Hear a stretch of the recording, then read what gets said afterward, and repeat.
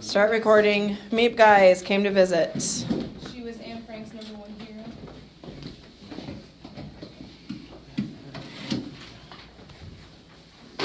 I just wrote some words.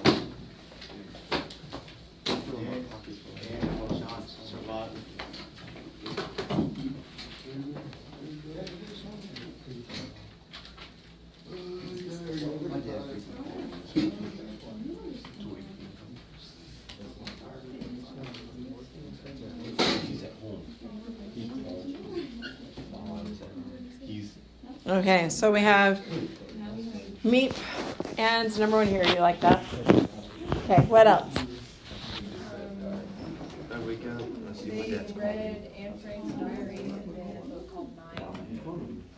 And they started talking about the stars.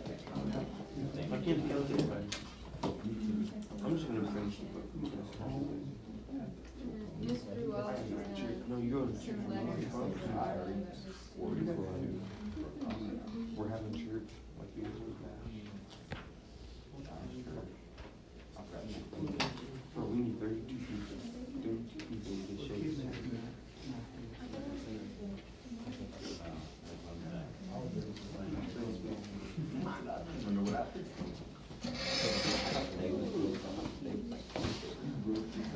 Yesterday I thought it was Wednesday. Girls and children pads like no full passes. I was like,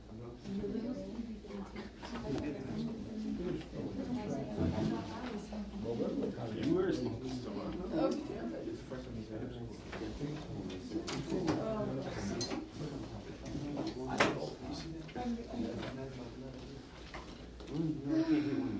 Sorry, I'm taking a moment to draw.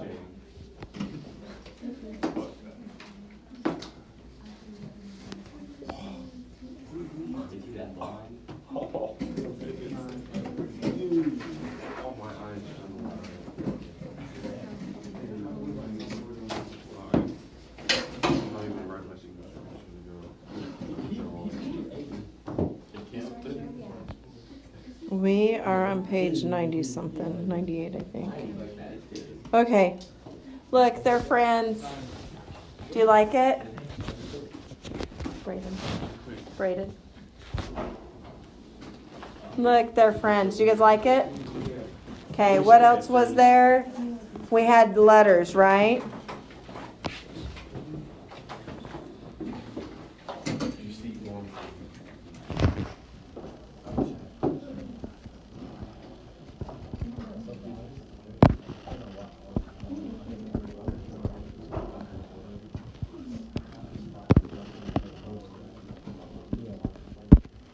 Where does she live? Where was it? Where she live? Is it in Serbia? Oh, I don't, she doesn't know. She's in research. Yeah, she's in research. But she doesn't actually know where she is. Yeah, she doesn't know exactly where she is. She doesn't know. So Serbia, Ukraine, right?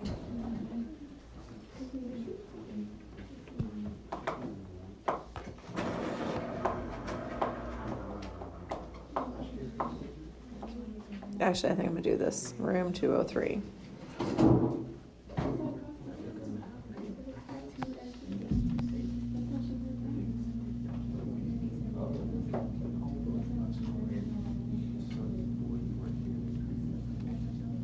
Okay, anything else? Is there anything else going on? Yesterday? This is from yesterday. I wrote words, I didn't really draw. That's okay. But you can tell what we did yesterday by looking at these? Yeah?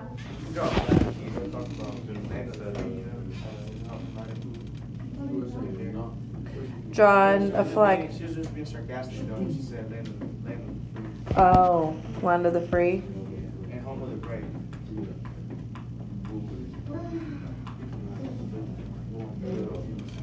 Yes, my dear. Yeah. Yeah. It'll be 10 pages.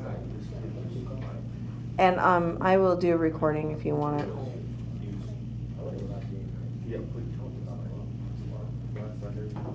been trying to record this class for kids who are gone a lot because we have 2 that just left and they leave every day. Okay, so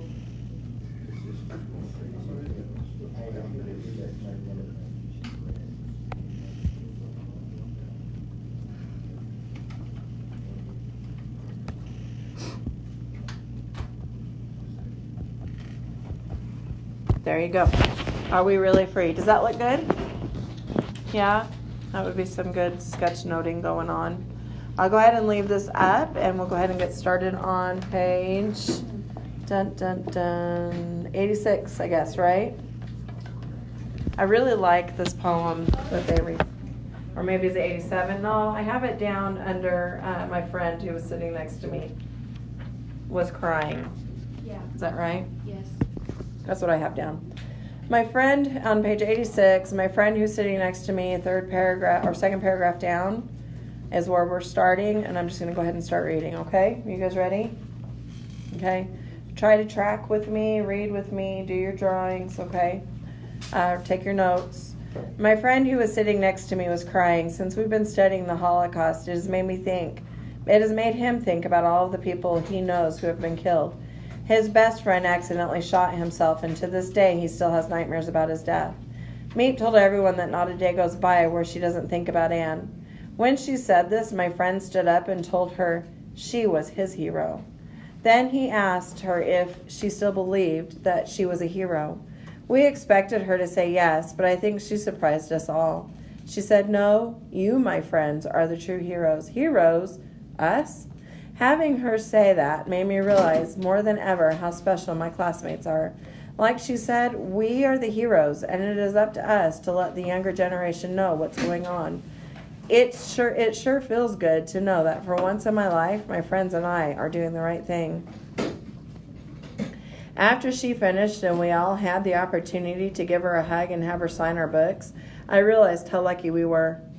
Most people will probably never have the opportunity to hear her story in person like we did. A legacy left by one girl, carried by one woman, was passed on to a new generation of teens who have the chance of making a difference like Anne's diary did. Now, after meeting Meep, I can honestly say that my heroes are not just made-up characters. My hero is real. Diary 43. Okay, so if I own this book, which I do own my book, but that line, that last one, a legacy left by one girl, carried by one woman, was passed on to a new generation of teens who have the chance to make a difference like Anne's diary did, that would so be underlined, starred, highlighted, because I would use that in an essay about tolerance. I would take that line and I would totally transport it over in an essay about tolerance. I mean, it's powerful, okay?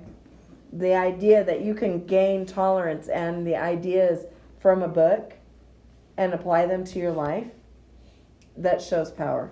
Do you understand? Okay. Diary 43. Dear Diary, if you could live an eternity and not change a thing or exist for a blink of an eye or alter everything, what would you choose? So which would you choose? If you can live for an eternity and not change a thing or exist for a blink of an eye and alter everything, which one would you choose? Probably live for eternity and not change anything. You wouldn't change anything? You'd leave it the way it is?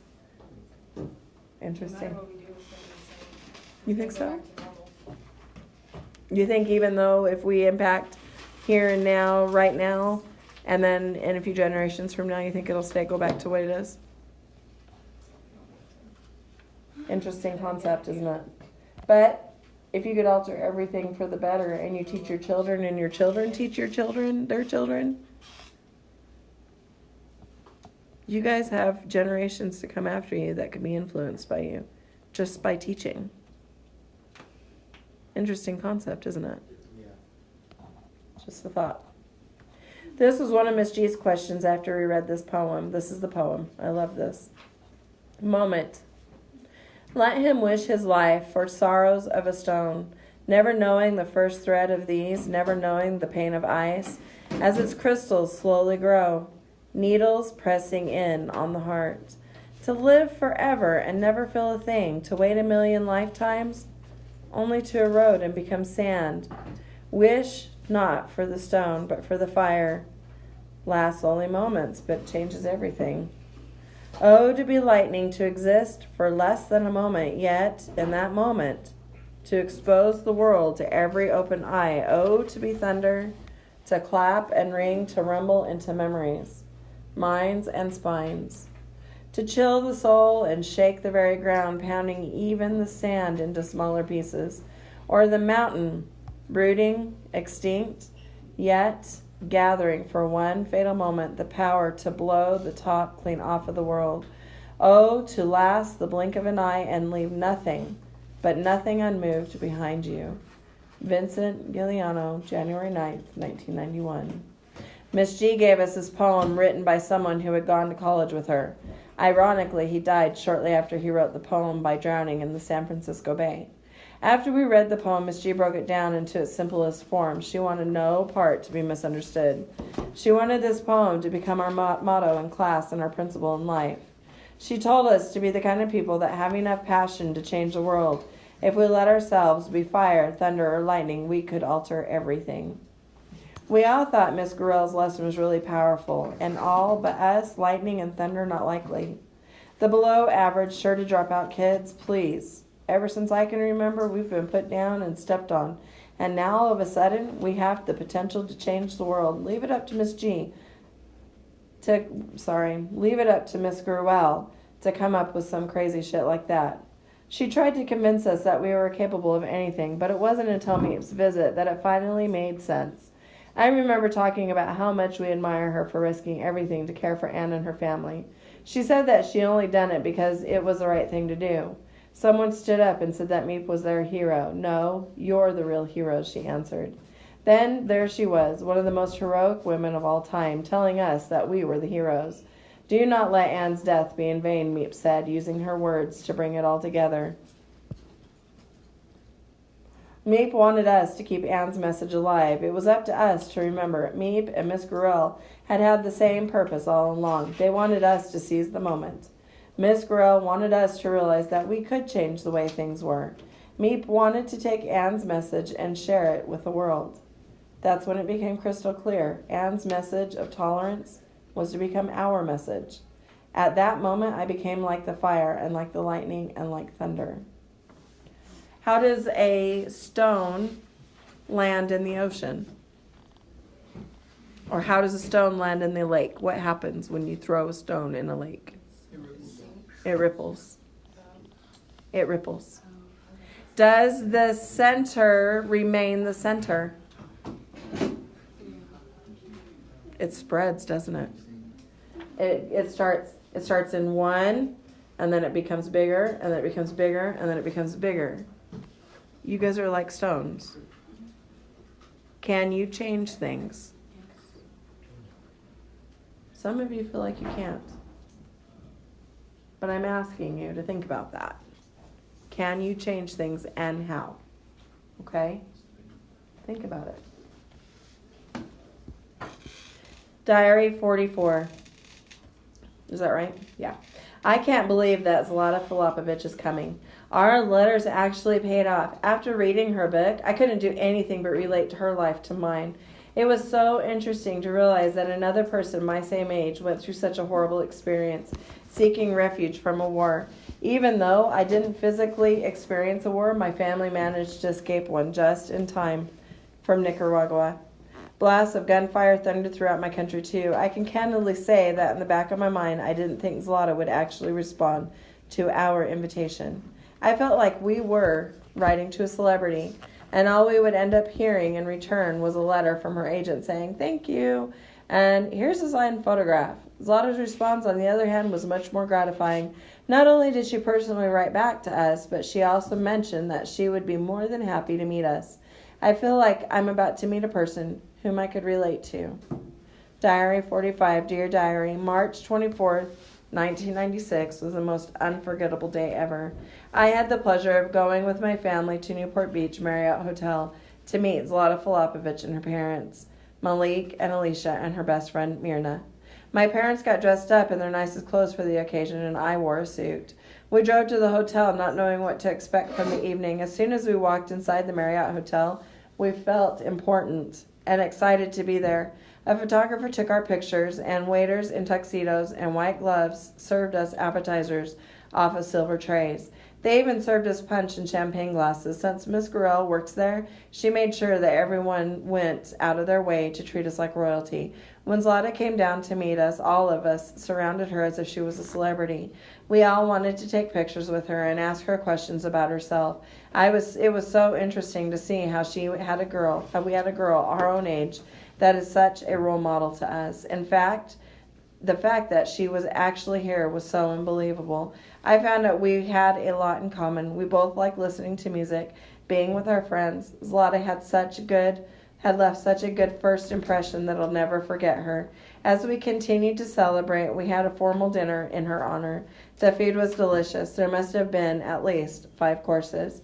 There were so many knives and forks at our table. I'm glad Miss Gorell went over which ones we were supposed to use first.